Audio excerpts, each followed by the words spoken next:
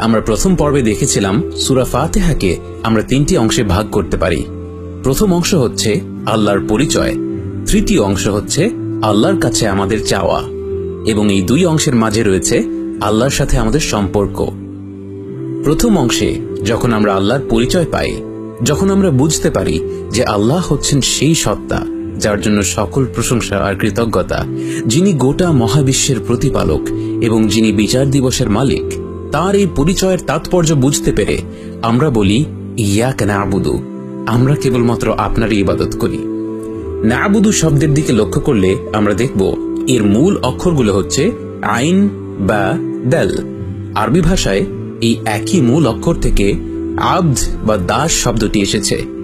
অতএব ইবাদত করাকে আরেক অর্থে বলা যায় দাসত্ব করা বা কারো গোলাম হয়ে যাওয়া। আমরা যদি সত্যিকার অর্থে আল্লাহর পরিচয় জানতে পারি এবং তার পরিচয়ের তাৎপর্য উপলব্ধি করতে পারি, তাহলে আমরা স্বতঃস্ফূর্তভাবে তার আবদ হয়ে যেতে চাইব, তার গোলাম হয়ে যেতে চাইব। প্রাথমিক দৃষ্টিতে আমাদের কারো কারো মনে হতে পারে গোলাম হওয়া বিষয়টা আমার কাছে ভালো লাগছে না, আমি স্বাধীন থাকতে চাই, আমি আমার মতো থাকতে চাই, এর মাধ্যমেই আমি মর্যাদা খুঁজে পাব। কিন্তু আমরা যদি নিজেদের দিকে গভীরভাবে তাকাই, আমরা লক্ষ্য করব মানুষের প্রকৃতিই হচ্ছে ইবাদত করা, কারো আবদ হয়ে যাওয়া। যেমন ধরুন, আমরা অনেকে অর্থ সম্পদের পেছনে ছুটি এবং সেই সম্পদ যে কোনো ভাবেই হোক আমরা আদায় করেই ছাড়ব, এমন একটি চিন্তাধারা নিয়েই এর পেছনে আমরা ছুটছি। সম্পদ আদায়ের জন্য যদি আমার কাউকে কষ্ট দিতে হয় আমি দেব, যদি কারোর সঙ্গে প্রতারণা করতে হয় করব। সম্পদ অর্জনের এই ঘোরে আমরা মনে করি আমরা স্বাধীন, আমরা নিজের জীবন নিজের মতো করে চালিয়ে নিচ্ছি, কিন্তু বাস্তবে আমরা এই সম্পদেরই ইবাদত করছি।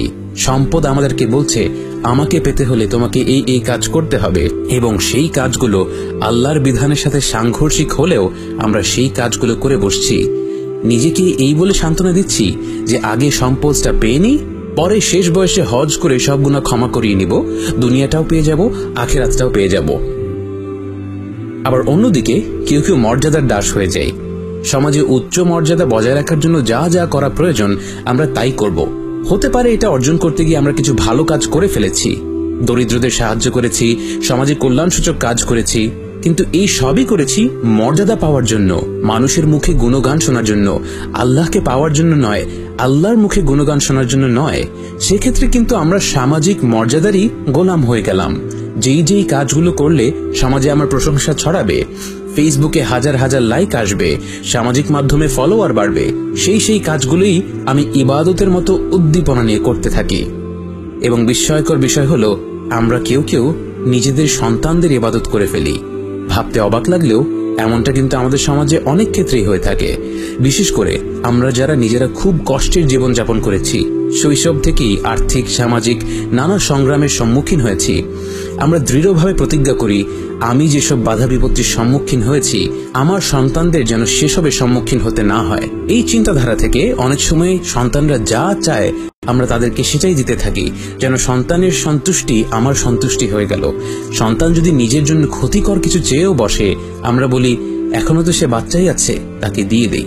এবং আরেকভাবে সেটা প্রকাশ পায় যখন আমরা সন্তানের সাফল্যকে ইবাদত করা শুরু করি। আমরা আমাদের সন্তানদের উপর প্রকাণ্ড চাপ সৃষ্টি করি সমাজের সংজ্ঞা অনুযায়ী সফলতা অর্জন করার জন্য। জিপিএ 5 না পেলে যেন এই সন্তানের আর কোনো মূল্যই নেই। বুয়েট মেডিকেলে চান্স না পেলে পড়াশোনা করে লাভ কি? 8-10 বছরের বাচ্চাকে স্কুল শেষে নাচের ক্লাস, গানের ক্লাস, ছবি আঁকার ক্লাসের পাশাপাশি প্রতিদিন 3-4 ঘন্টা করে কোচিং করতে হবে এবং তাকে হতে হবে সবকিছুতেই শ্রেষ্ঠ। এবং এ সমস্ত কিছুই করা হচ্ছে একটি অজুহাত দিয়ে, আমাকে যেসব কষ্ট করতে হয়েছে আমার সন্তানকে যেন সেসব কষ্ট না করতে হয়। এখানেও আমরা দেখছি যে সন্তানের সফলতা অর্জন করার জন্য আমার যা যা প্রয়োজন আমি সে সবকিছুই করতে রাজি। এরকম চিন্তাধারা আমাদের সমাজে বিভিন্ন রূপে লক্ষ্য করা যায়। নিত্য নতুন ফ্যাশন, ক্যারিয়ার, গান বাজনা, রূপ, খ্যাতি, এসব কিছুর পেছনে আমরা অন্ধভাবে ছুটতে থাকি। নিজেকে বলতে থাকি আমি তো স্বাধীন, আমার মন যা বলছে আমি সেটাই করছি।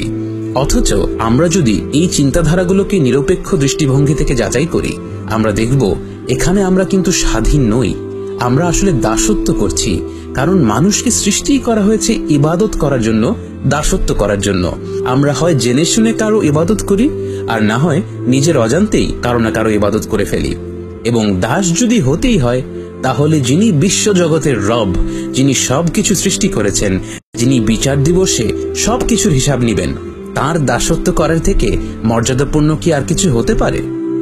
সূরা ফাতিহাতে আমরা যখন আল্লাহর প্রশংসা করে, তার পরিচয় বর্ণনা করে তারপর বলি ইয়াকা না'বুদু, আমরা কেবলমাত্র আপনারই ইবাদত করি, এর অর্থ হচ্ছে আমরা ঘোষণা দিচ্ছি যে আমরা কেবলমাত্র আল্লাহরই দাসত্ব করব। আমরা আমাদের জীবনে যা কিছুই করি না কেন, এসব কিছুরই উদ্দেশ্য হবে আল্লাহ তাআলার সন্তুষ্টি। সম্পদ অর্জন করা, পরিবারের দেখাশোনা করা, সন্তানদের বেড়ে তোলা, সমাজে ভালো কাজ করা, এ ধরনের কাজ কখনোই আমাদের উদ্দেশ্য হবে না, বরং সেগুলো হবে আল্লাহর সন্তুষ্টি পাওয়ার মাধ্যম মাত্র। এবং আমরা যেন সত্যিকার অর্থে আল্লাহর ইবাদত করতে পারি, সেজন্য আমরা ইয়াকা না'বুদু বলার পরে বলি ইয়াকা নাস্তাঈন, আমরা আপনার কাছেই সাহায্য চাই। কারণ আমরা যদি আল্লাহর আবদ হতে চাই, আমাদের জীবনের প্রতিটি ব্যাপারে, প্রতিটি ধাপে আমরা আল্লাহর নৈকট্য লাভ করতে চাই, সেটা আল্লাহর সাহায্য ছাড়া কখনো সম্ভব নয়। এবং তাই আমরা আল্লাহর সামনে দাঁড়িয়ে বারবার করে বলি ইয়াকা না'বুদু ওয়া ইয়াকা নাস্তাঈন। মৃত্যুর আগ পর্যন্ত আমরা আল্লাহর আবদ হিসেবে নিজেদের ঘোষণা করতে থাকি এবং আল্লাহর কাছে সাহায্য চাইতে থাকি। এবং এই কাজটি আন্তরিকভাবে করলেই আমরা সিরাতাল মুস্তাকিম বা সরল পথের অনুসারী হতে পারব। আল্লাহ আমাদের সকলকে সেই তৌফিক দিন। আমিন।